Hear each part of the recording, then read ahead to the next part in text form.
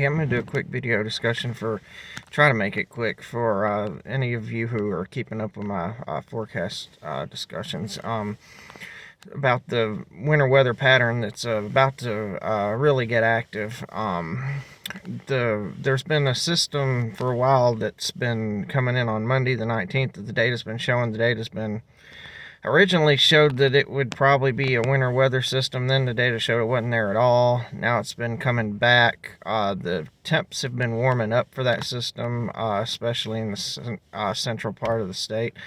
Right now, it looks like that's probably going to be mostly a rain event. In fact, west of I-35, southwest part of the state might not get any precipitation at all, rain or otherwise, out of it.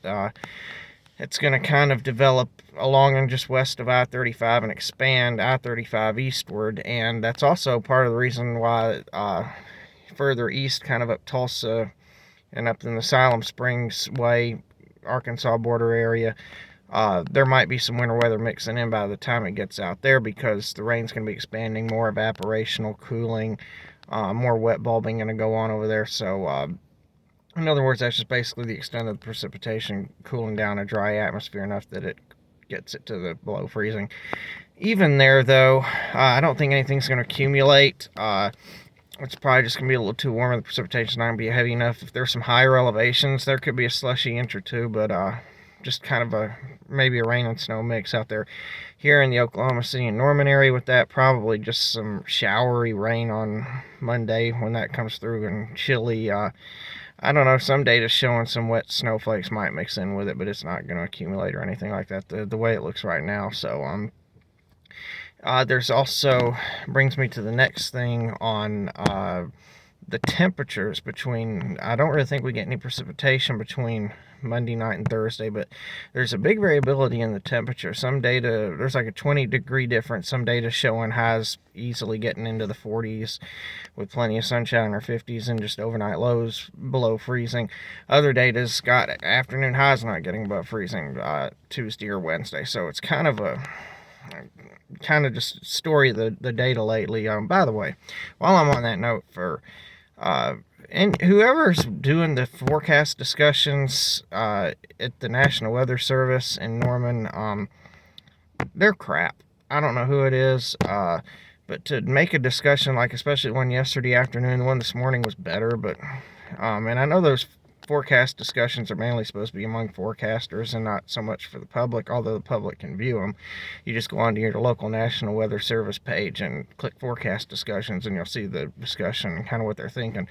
But to be going into such a period, especially a holiday period, where the chances of snow are clearly there, and just to not even mention the precip to dance around it, I mean, I don't know. That's sometimes they leave things vague because they don't want to, promise anything that doesn't happen. But to not even bring it up is just really, it's crap. I mean, why even do the discussion or do your job if that's the case? But anyway, back to it. On Thursday, the Arctic front and Arctic air for sure that day, or like Mike Morgan's calling it, the Siberian front, same difference.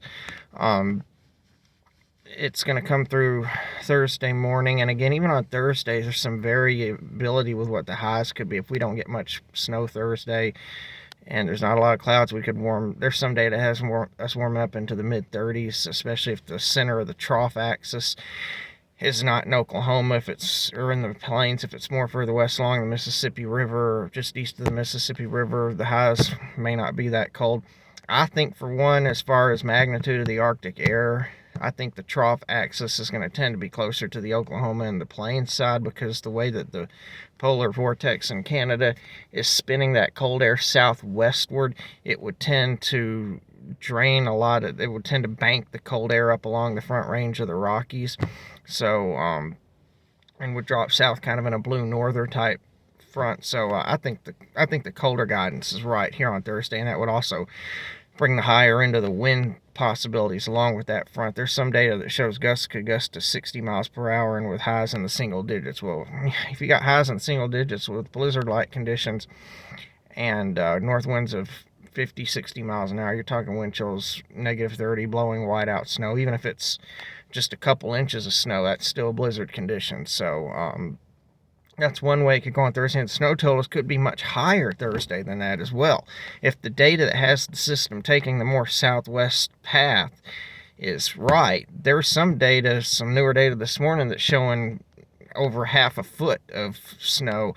And don't let the, if, I don't know how many of my Facebook friends, probably not many. I know Jared, you, but probably I don't know how many keep up with what the QPF is. But when there's Arctic air, if there's highs in the single digits or even teens, even 20s, QPF of 0.2 doesn't look like a lot. It's like, well, that's not a lot. Well, with temperatures that cold, it is a lot. So there could really be some high totals. 2.2 at 6 degrees of 6-degree temperatures, 0.2 of QPF can go a long way with snow. So there could be half a foot to a foot of actual snowfall, not blowing or drifting, actually, that falls from the sky.